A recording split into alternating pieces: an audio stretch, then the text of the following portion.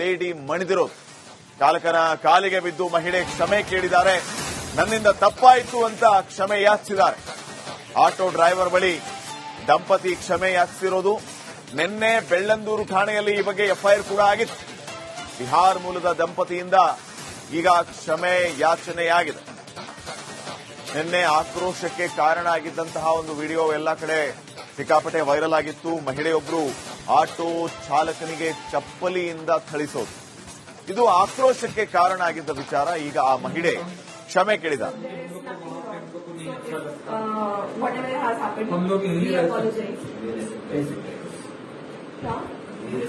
We respect every auto driver, cab driver, or BMTC driver. She is like brother. You don't feel like that. No. You come. She is like your brother and your sister. You don't feel like that. Sorry. Kannada ಜನಕ್ಕೆ ನಾನು ಮಂಡಿ ಊರು ಕೇಳಕಳ್ಳಿ. ಸಾರಿ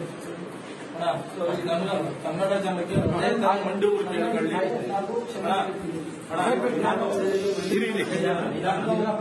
ಈರಣ್ಣ ಆಯ್ತು, ನನಗ್ ನೋವಾಗಿರೋದು ಈರಣ್ಣ. ಅವನೇನ್ ಮಾತಾಡ್ಬಿಡ್ಲಿ. ಅದೇ ನಾನು ಹೇಳ್ತೀನಿ.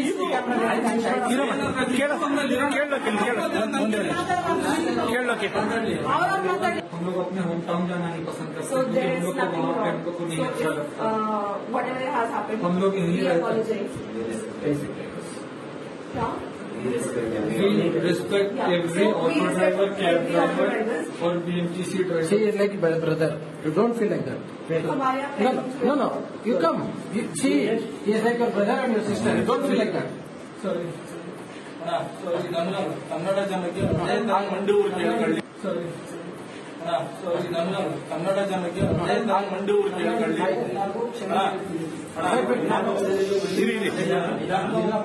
ಈರಣ್ಣ ಆಯ್ತು, ನನಗ್ ನೋವಾಗಿರೋದು ಈರಣ್ಣ. ಅವನೇನ್ ಮಾತಾಡ್ಬಿಡ್ಲಿ. ಅದೇ ನಾನು ಹೇಳ್ತೀನಿ.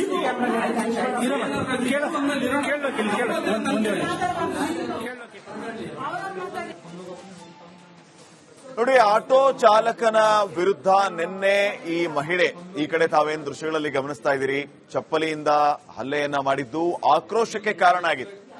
ಬೇರೆ ರಾಜ್ಯದವರ ದರ್ಪ ನಮ್ಮ ರಾಜ್ಯದಲ್ಲಿ ಜಾಸ್ತಿ ಆಗ್ತಾ ಇದೆ. ಒಂದು ಸೌಜನ್ಯ ಅನ್ನುವಂಥದ್ದಿಲ್ಲ. ಯಾವ ರೀತಿ ಬೇಕೋ ಆ ರೀತಿ ವರ್ತಿಸ್ತಾ ಇರೋದು ಆಕ್ರೋಶಕ್ಕೆ ಕಾರಣ ಆಗ್ತಾ ಇದೆ. ಇನ್ನೊಂದು ಭಯ ಮತ್ತು ಮತ್ತೊಂದು ಕಡೆ ಕೋಪ, ಇವೆಲ್ಲವೂ ಕೂಡ ಇರಬೇಕು.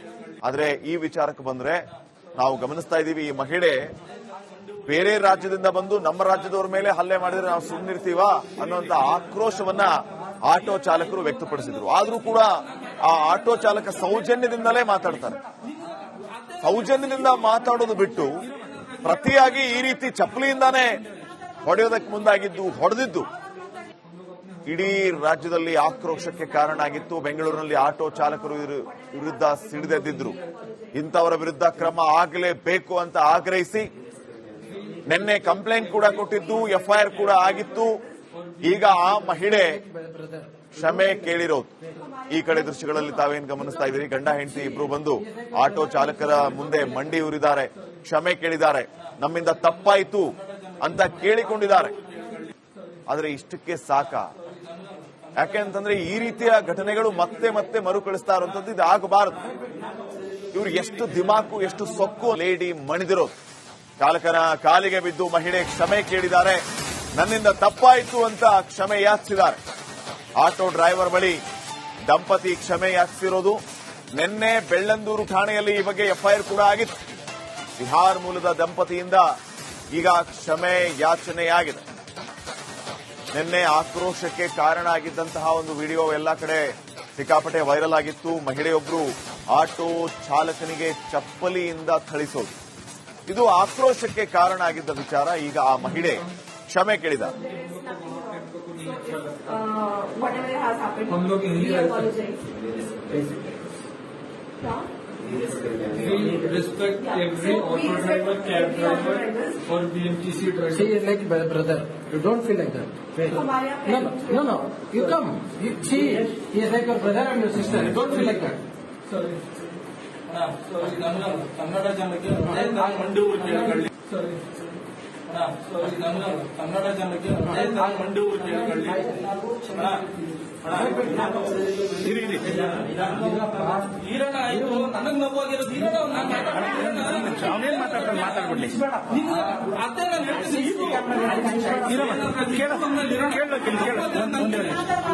ಕೇಳೋಕೆ हम लोग अपने होम टाउन जाना नहीं पसंद करते क्योंकि हम लोग को वहाँ पे हमको नहीं अच्छा लगता हम लोग यहीं रहते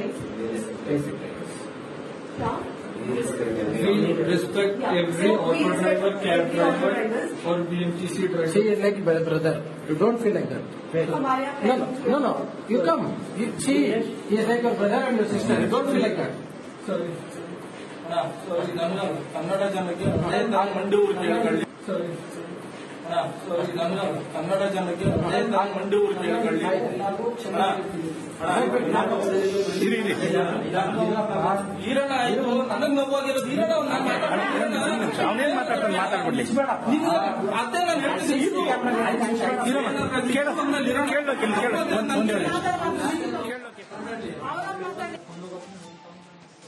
ನೋಡಿ, ಆಟೋ ಚಾಲಕನ ವಿರುದ್ಧ ನಿನ್ನೆ ಈ ಮಹಿಳೆ, ಈ ಕಡೆ ತಾವೇನು ದೃಶ್ಯಗಳಲ್ಲಿ ಗಮನಿಸ್ತಾ ಇದ್ದೀರಿ, ಚಪ್ಪಲಿಯಿಂದ ಹಲ್ಲೆಯನ್ನ ಮಾಡಿದ್ದು ಆಕ್ರೋಶಕ್ಕೆ ಕಾರಣ ಆಗಿತ್ತು.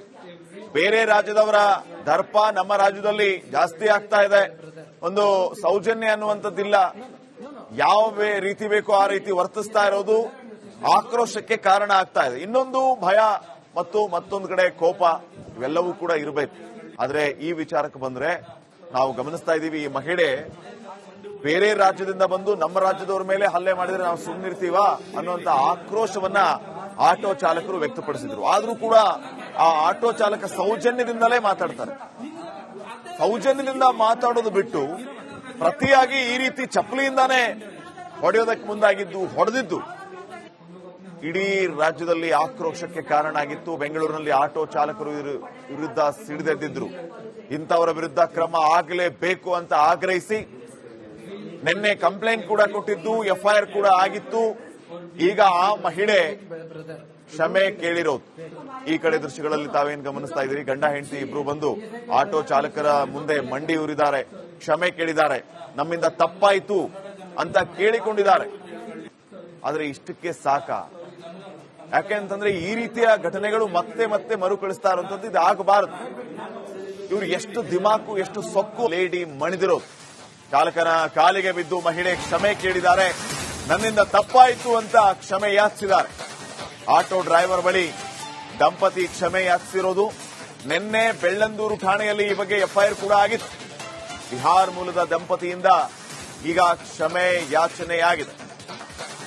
ನಿನ್ನೆ ಆಕ್ರೋಶಕ್ಕೆ ಕಾರಣ ಆಗಿದ್ದಂತಹ ಒಂದು ವಿಡಿಯೋ ಎಲ್ಲ ಕಡೆ ಸಿಕ್ಕಾಪಟ್ಟೆ ವೈರಲ್ ಆಗಿತ್ತು. ಮಹಿಳೆಯೊಬ್ಬರು ಆಟೋ ಚಾಲಕನಿಗೆ ಚಪ್ಪಲಿಯಿಂದ ಥಳಿಸೋದು, ಇದು ಆಕ್ರೋಶಕ್ಕೆ ಕಾರಣ ಆಗಿದ್ದ ವಿಚಾರ. ಈಗ ಆ ಮಹಿಳೆ ಕ್ಷಮೆ ಕೇಳಿದ.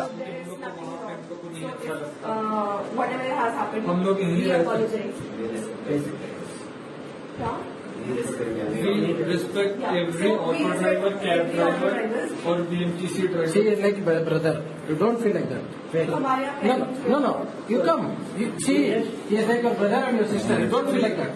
Sorry. ನನ್ನ ಕನ್ನಡ ಜನಕ್ಕೆ ನಾನು ಮಂಡಿ ಊರು ಕೇಳ್ಕೊಳ್ಳಿ Sorry. ನನ್ನ ಕನ್ನಡ ಜನಕ್ಕೆ ನಾನು ಮಂಡಿ ಊರು ಕೇಳ್ಕೊಳ್ಳಿ ಇರಿ ಇರಿ ಈರಣ್ಣ ಆಯ್ತು ನನಗ್ ನೋವಾಗಿರೋದು ಈರಣ್ಣ ಅವನೇನ್ ಮಾತಾಡ್ತಾನೆ ಮಾತಾಡ್ಬಿಡ್ಲಿ ಅದೇ ನಾನು ಹೇಳ್ತೀನಿ ಕೇಳೋಕೆ हम लोग अपने होम टाउन जाना नहीं पसंद करते क्योंकि हम लोग को वहाँ पे हमको नहीं अच्छा लगता हम लोग यहीं रहते We respect every auto driver, cab driver or BMTC driver. She is like my brother. You don't feel like that. No. You come. She is like your brother and your sister. You don't feel like that. Sorry. ನನ್ನ ಕನ್ನಡ ಜನಕ್ಕೆ ನಾನು ಮಂಡಿ ಊರು ಕೇಳ್ಕೊಳ್ಳಿ Sorry. ನನ್ನ ಕನ್ನಡ ಜನಕ್ಕೆ ನಾನು ಮಂಡಿ ಊರು ಕೇಳ್ಕೊಳ್ಳಿ ಇರಿ ಇರಿ ಈರಣ್ಣ ಆಯ್ತು ನನಗ್ ನೋವಾಗಿರೋದು ಈರಣ್ಣ ಅವನೇನ್ ಮಾತಾಡ್ತಾನೆ ಮಾತಾಡ್ಬಿಡ್ಲಿ ಅದೇ ನಾನು ಹೇಳ್ತೀನಿ